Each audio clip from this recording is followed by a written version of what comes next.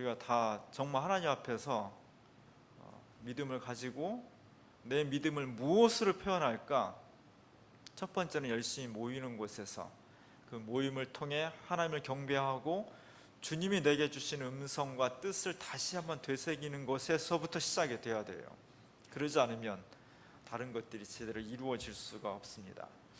오늘은 시편 31편의 말씀을 통해서 여러 가지 어렵지만 그래도 주님은 내 하나님이십니다, 이런 고백이 우리를 가운데서 뜨겁게 살아오를 수 있기를 바랍니다. 지난 한 주간 동안 우리는 3월 31일에 우리나라 역사의 또 한 페이지를 장식하는 그런 결정을 보았습니다. 즐거운 일은 아니지만 어쨌든 현직 대통령이 파면이 되고 구속영장이 발부가 됐습니다. 현직 대통령이었던 사람이 구치소로 향하는 그런 모습들을 전 국민이 바라볼 수밖에 없었습니다. 오랫동안 이 땅의 정의와 진리를 외치던, 그를 위해서 자신의 개인의 삶을 헌신해왔던 수많은 국민들은 정말 법 앞에 권력자든 서민이든 동등하게 법 앞에 서는 것을 눈으로 목격하면서 그래도 희망이 있다, 새로운 용기를 갖자, 이런 마음들을 가지게 됐고요. 그런 반면에 또 소수의 일부의 국민들은 이건 있을 수 없는 거다, 이거는 원치 않다, 온당치 않다, 정의롭지 못하, 이러면서 굉장히 눈물로 저항한 그런 모습들을 보았습니다. 지난 4년 동안 현재 전임 대통령을 중심으로 권력층들이 어떤 일을 국민들에게 했는지를 자세히 보아왔는데 어떻게 저렇게 일부지만 저렇게 반대할 수 있을까 하는 것을 보면 사람의 의식구조라는 게 같은 사회체제, 같은 구조, 같은 하늘 아래에서 똑같은 사건을 보면서도 정반대의 모습들을 바라보면서 의식구조가 참 의아하다, 참 신기하다, 그런 생각을 하게 됐습니다. 저 사건을 바라보면서 수많은 언론과 수많은 국민들이 각자의 목소리를 막 폭포수처럼 쏟아냈습니다. 그런 가운데 이번 사건의 가장 핵심적인 위치에 있던 사람들 중에 하나가 특별검사팀이죠. 특검팀에게 언론이 논평을 요청을 했습니다. 그렇지 않은 사람, 그렇지 않은 집단에서도 많은 말들을 이번 일에 대해서 쏟아내고 있었는데 정작 가장 많은 말을 할 것 같은 특검팀에서는 이번 일에 대해서 언급하는 것이 적절치 않습니다, 이렇게 논평을 했어요. 누구보다도 할 말이 많을 텐데, 누구보다도 정말 이 문제에 대해서 하고 싶은 말들이 쌓여 있는 사람들은 정작 나는 이 문제에 대해서 언급하지 않겠습니다, 이렇게 얘기를 했다는 거예요. 저는 사실 굉장히 저것이 신선했습니다. 굉장히 인상적이었어요. 많은 사람이 말을 했고 많은 언론들이 이 문제를 파헤치고 논평을 하고 있는데 정작 당사자인 특검팀은 저는 말을 하지 않겠습니다, 이런 말을 했다는 거예요. 제가 북한에 대한 뉴스를 가끔 보면서 참 의아한 것은 우리나라 북한 주민들의 그 감정이 굉장히 과잉이로구나. 김정일 위원장이 사망했을 때 그냥 어린아이로부터 노인의 일까지 막 알고땜을 하고 막 오는 그런 모습들, 또 어떤 때는 수령을 가까이서 보면 막 너무 흥분해가지고 막 꽃을 흔들면서 막 눈물을 펑펑 쏟으면서 막 환영하는 그런 모습들을 보면 저게 진짠가? 일부러 그러는 건가? 그런 의구심이 많이 들어요. 근데 가만히 보면 가짜는 아닌 것 같아.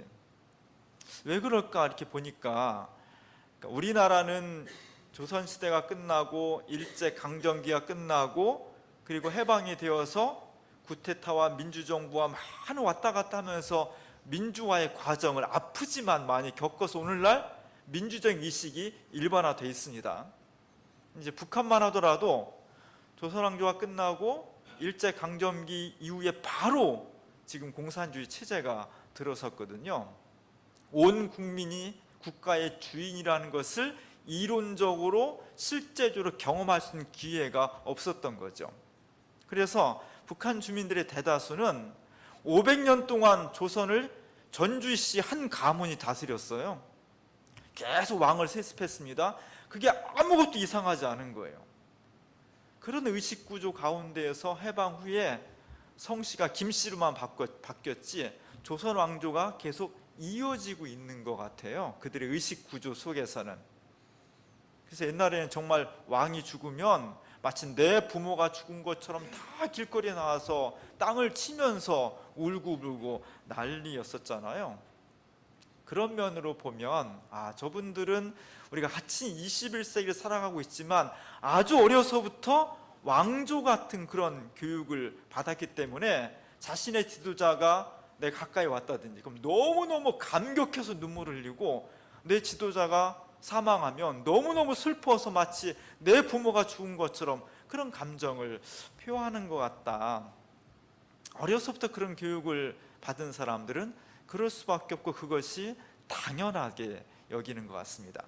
우리나라 사회에는 대부분의 사람들은 민주적 의식을 가지고 있지만 분명히 또 일부에서는 아직도 유교적인 관점을 가지고 있는, 국가에 충성하고 지도자에게 충성하는 그런 사람들이 엄존해 있어요. 이분들의 의식 구조는 유교적인 관점이 강하기 때문에 대통령이 아니라 옛날 왕 같은 존재인 거죠. 그런 군주가 완벽하진 않지만 좀 잘못했지만 그렇다고 해서 자리에서 파면하고 감옥을 보내? 이건 도저히 상상할 수 없는 역모와 같은 거죠. 이건 그들의 의식구조 속에서는 정의가 아닌 거예요. 이런 부분들이 우리 사회 특히 연로하신 분들을 중심으로 엄연히 존재하고 있다. 이것을 다시 한번 확인하게 돼요. 이제 오랫동안 이어졌던 작년 후반기부터 올해 봄까지 탄핵 정국이 이제 일단락이 되었습니다. 그래서 이 땅의 정의와 자유와 민주화를 외쳤던 사람들의 우리들의 요구가 이루어지고 있습니다. 이제는 우리가 어떻게 해야 될까? 지금이야말로 민주 진영이 절제해야 될 때인 것 같습니다. 왜냐하면 아무리 우리가 사고 구조가 다르다고 해서 그런 분들을 당신들은 대한민국 국민이 아닙니다 이렇게 떼낼 수는 없잖아요. 싫으나 좋으나 같이 살아가야 될 사람들이기 때문에 그분들과 불필요한 감정의 고를 만드는 것은 지혜롭지 못한 것 같습니다. 이제야말로 민주진영은 조금 절제하면서 마치 특검팀처럼 할 말은 너무나 많죠. 진짜 해야죠. 그러나 지금 상황에서는 절제하면서, 그리고 법에 의해서 모든 것이 민주적으로 잘 진행되고 처리될 수 있도록 관망하고 기도하는 것, 그리고 우리 그리스도인들은 정말 하나님께서 보여주신 이 땅의 공의로움이 완성돼서 이 땅의 사회의 정의와 하나님의 공의가 살아있다는 것을 증언하고 감사하는 그런 계기가 됐으면 좋겠다는 생각입니다. 제가 설교 다 작성하고 어제 밤 늦게 그것이 알고 싶다를 봤어요. 결론은 제가 처음부터 끝까지 보지 못했는데 결론은 제 생각과 똑같은 것이었던 것 같아요. 이제 우리가 어떻게 하면은 전체 국민의 분열된 마음들을 감싸 안고 하나로 갈 것인지, 그런 마음을 가지고 대통령 선거까지 잘 치러낼 수 있도록 기도하는 그런 교회가 됐으면 좋겠습니다. 하나님께서 오늘 우리에게 주신 시편의 말씀은 오늘 시인이 굉장히 고통스러운 삶의 현장 가운데 놓여져 있다는 거예요. 오늘 이런 시들을 탄식시라고 해요. 시는 시인데 막 하소연하는 거예요. 더 너무 힘들어요. 더 너무 어렵습니다. 9절에 보면 여호와여 내가 고통 중에 있습니다. 내가 너무 고통 중에 있어서 너무 힘들고 너무 괴롭고 내게 은혜를 좀 베풀어 주십시오. 내가 얼마나 근심이 큰지 내 눈이, 영혼이, 몸이 쇠약해졌습니다. 이렇게 노래를 고백을 하고 있습니다. 여러분, 마음에 근심이 많으면 제일 먼저 눈물이 나요. 그 눈물을 많이 흘리면 눈이 짓물러.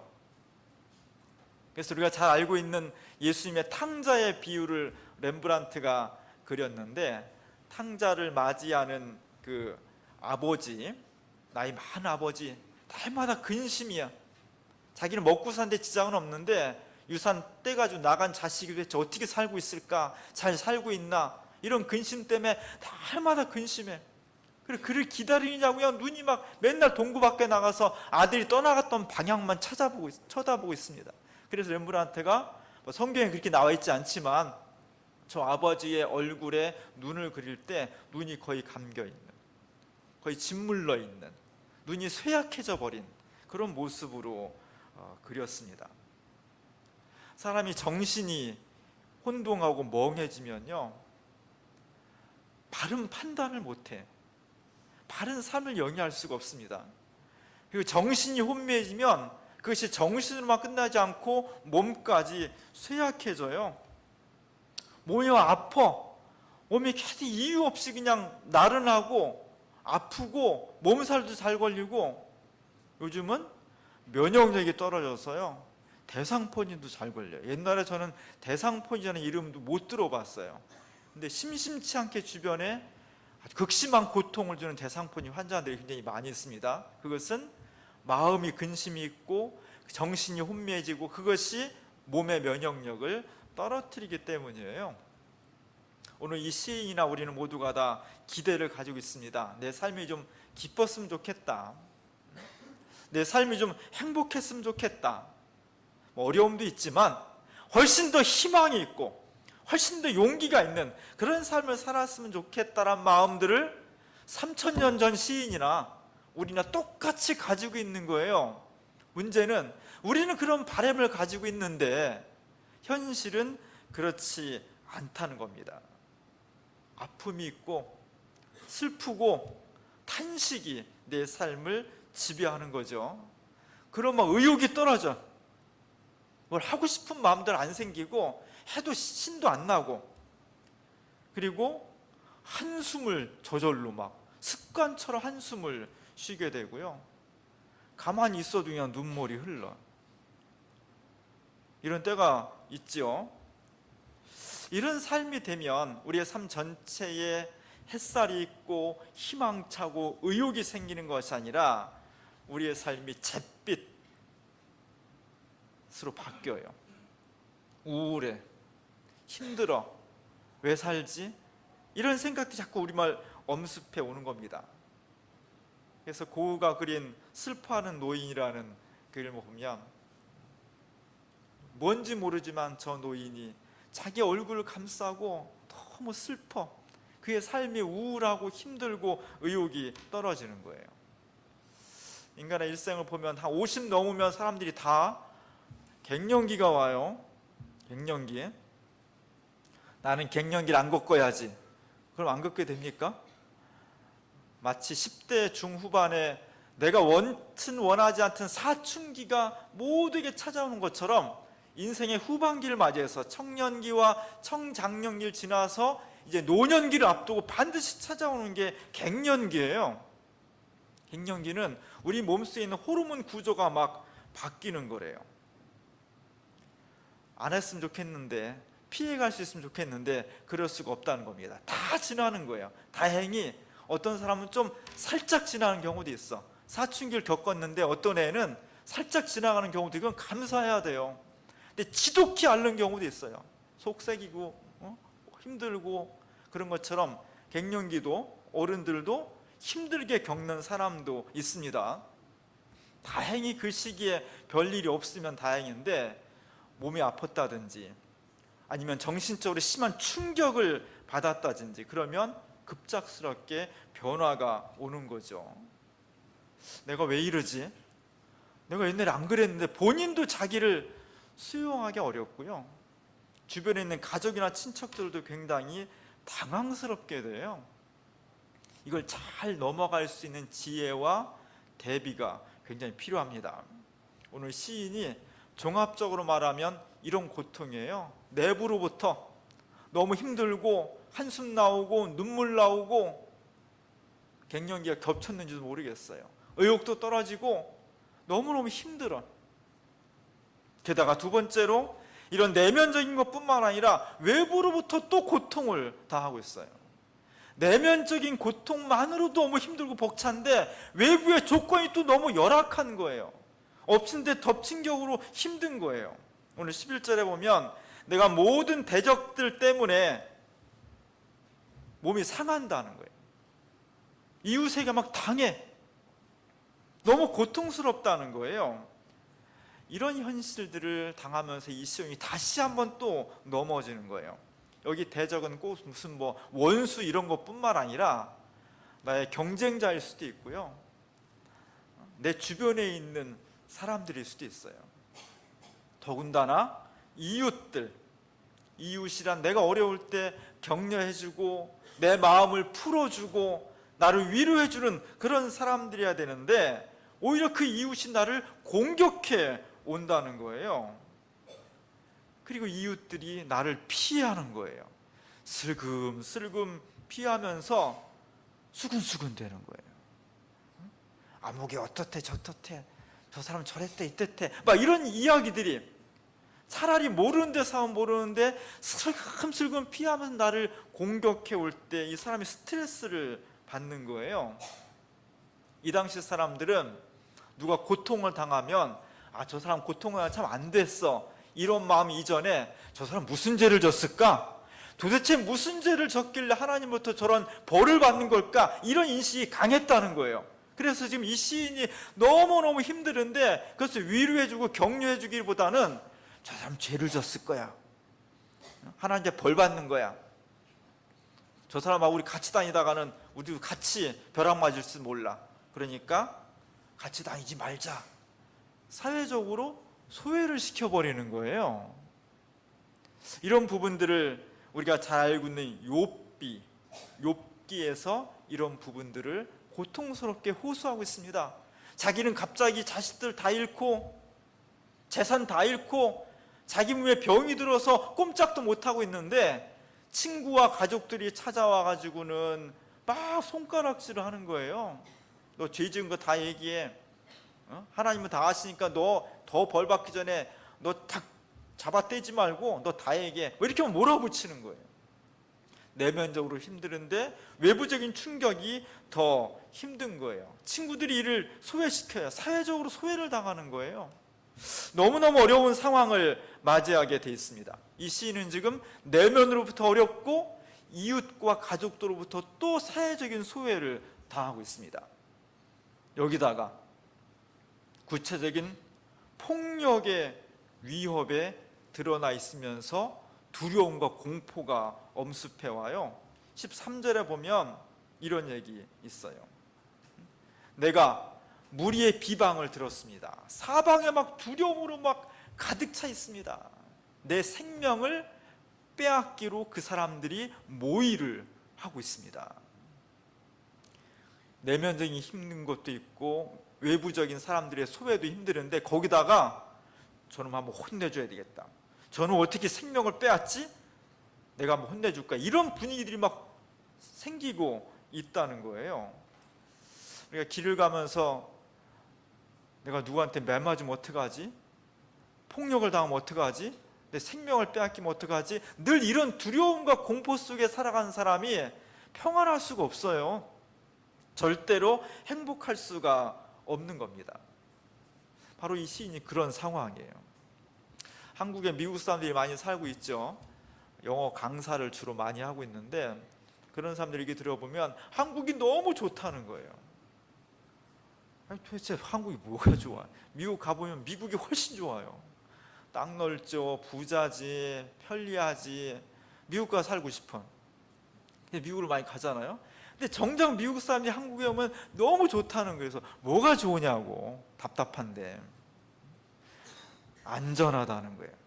총이 없어서. 미국은 너무 살기는 좋은데 어디서 총이 나올지 모르고 언제 총을 쏴서 죽을지 모르고 그런 두려움과 불안이 어디를 가든지 있기 때문에 편안하지 않다는 거예요. 테러의 위협이 그만큼 우리의 평안을 뺏어가는 겁니다. 오늘 시인이 그런 상황이에요.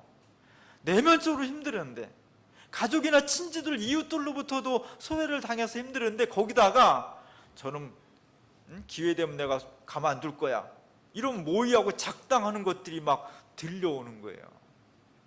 얼마나 두렵고 힘들겠어요. 성경에는 예레미야가 그런 일을 당했습니다. 예레미야가 그 시대를 바라보면서, 여러분, 이 상태에 있으면 심판을 당합니다. 이 상태에 있으면 하나님께서 강력한 힘으로 여러분들을 정죄할 것입니다. 이미 강대국이 우리나라를 침입하려고 준비하고 있습니다. 이런 예언을 하고 대안과 회개를 촉구했을 때, 이 예레미야를 사람들이 칭송한 것이 아니라 그를 잡아다 가두고 폭력을 행사하고 어렵게 했다는 거예요. 사람들이 저는 두고 보자, 예레미야 분명히 넘어질 거야, 넘어지고 나면 우리가 그때 가가지고 저는 생명을 빼앗아 버리자, 이런 모의들이, 이런 테러의 위협들이 직접적으로 예레미야한테 왔다는 겁니다.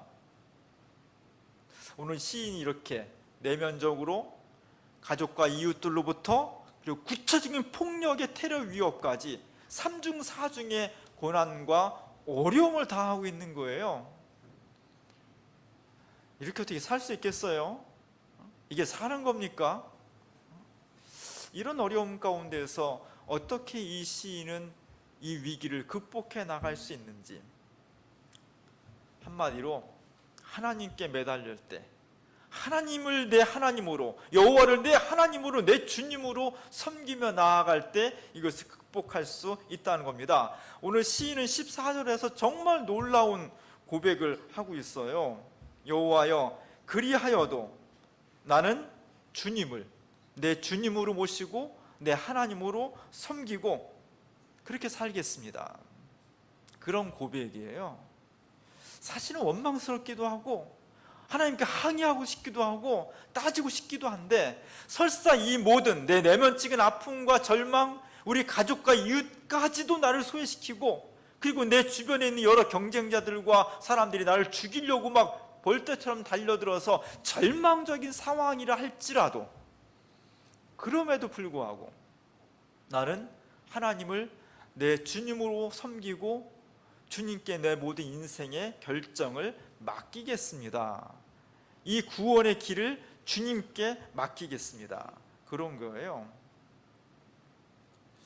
이 음성이, 이 시인의 고백이 한 시인의 식구로 끝난 것이 아니라 수많은 세월 동안 이스라엘 백성들한테 울리고 감동을 주었던 겁니다.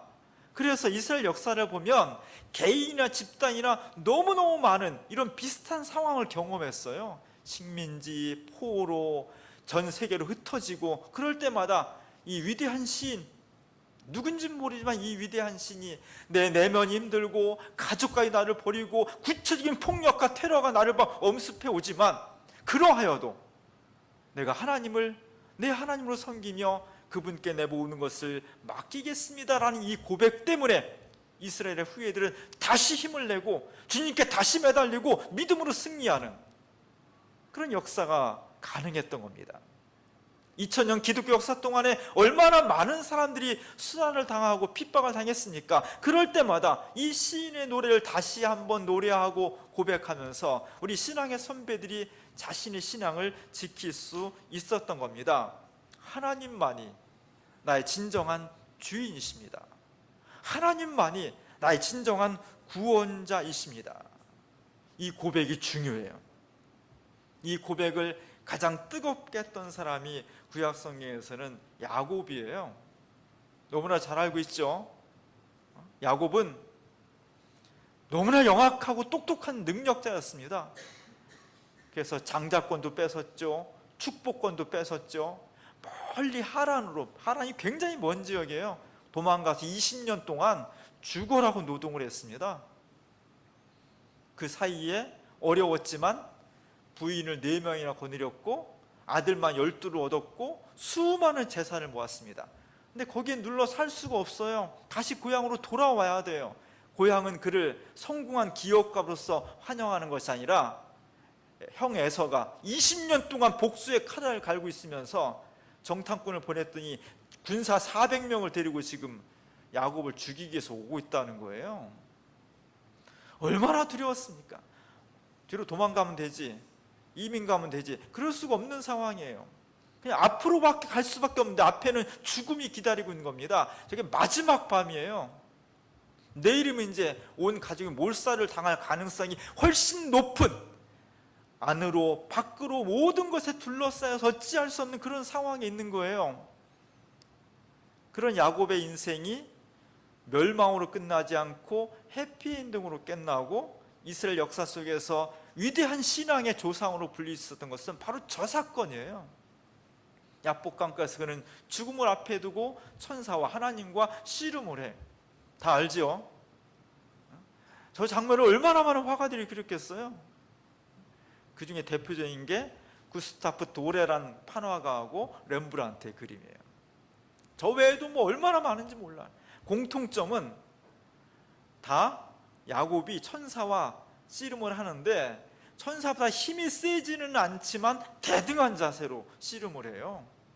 어떤 건 한국식 씨름으로 막 박다리 걸고 막 이런 것도 있어요. 어쨌든 대등해.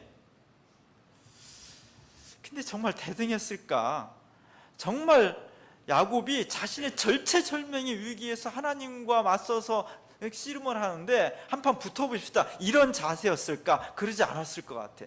제가 우연히 발견한 그림은 주부에 실은 그림이에요. 똑같이 천사와 씨름하는 야곱인데 누가 그렸는지 모르겠어요.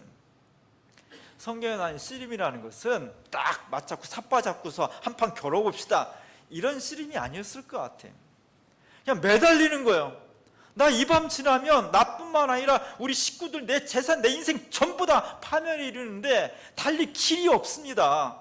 나를 살려줄 수 있고 구원할 수 있는 당신밖에 없습니다. 나를 좀 살려주세요. 애원하고 무릎 꿇고 막 사정사정하는 거예요. 천사가 나 가야 돼, 나 이제 시간 돼서 이제 돌아가야 돼, 놔 임마, 안 놓는 거예요. 하도 안 놓으니까 발로 걷어차서 환도뼈가, 이 정강이 뼈가 위골되는, 보통 사람 같으면 하고서 놓을 수밖에 없는 그런 상황인데도 야곱이 철저하게 그를 붙잡고 안 놨다는 거예요. 저건 씨름이 아니라 애원이에요. 애걸복걸하는 거예요. 하나님만이 나를 살려줄 수 있다고, 당신이 나를 버리면 죽을 수밖에 없다고, 그러니 나를 버리지 말아달라고. 저건 씨름이 아니라 애원입니다. 저 간절한 야곱의 표정이 딱 그거예요. 우리가 하나님 앞에서 저게 필요한 거예요.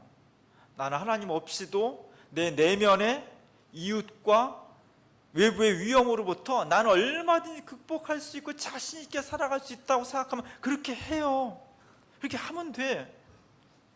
만약 그것이 안 된다면, 안으로 넓고 내 상황이 고통스럽고 수많은 죽음의 위협 가운데서 불안하고 언제 끝날지도 모르겠고 정말 나는 연약한 존재고, 그걸 인식한다면 하나님을 붙잡아야 되는 거예요.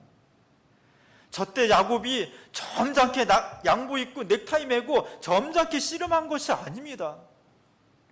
정말 하나님 앞에 비굴할 정도로 무릎 꿇으면서 붙잡고 늘어진 거예요. 밤새도록 그랬기 때문에 머리 다 헝클어지고, 머리 올리지도 않았다는 거예요. 머리 헝클어지고 콧물, 눈물, 땀 범벅이 되어서 그 고통 가운데서 하나님만이 나를 살릴 수 있다고 자기 체면 다 내려놓고 하나님을 붙들었을 때, 그는 비록 몸은 땀에 쩔어 있고 머리는 다 헝클어지고 눈물, 콧물 범벅이 됐고 다리는 한쪽을 절 수밖에 없었지만, 그가 여기 올 때까지는 암흑의 기운이었지만 그가 하나님을 만나고 난 다음에는 그 뒤로 브니엘의 아침 햇살이 찬란하게 떠올랐다는 겁니다. 하나님 앞에서의 체면은 교만의 다른 이름이에요.